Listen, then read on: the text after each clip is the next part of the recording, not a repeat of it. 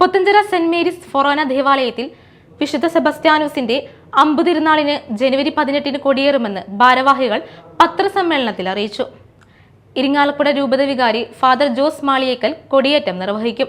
ജനുവരി മാസം 18, 19, 20, 21 തീയതികളിലായി Puthenchira saint Mary's ഫൊറോന പള്ളി വിശുദ്ധ മറിയം ത്രേസ്യായുടെ ജന്മസ്ഥലവും ധന്യൻ വിധേയത്തിൽ പിതാവിൻ്റെ ആത്മീയ നേതൃത്വവും ഒക്കെ ലഭിച്ചിട്ടുള്ള പൈതൃകമുള്ള പുരാതനമായ ഈ മനോഹരമായ ദേവാലയത്തിൽ വിശുദ്ധ സെബസ്ത്യാനോസിൻ്റെ തിരുനാൾ ഞങ്ങൾ സാഘോഷം ഈ വർഷം ആഘോഷിക്കുന്നു.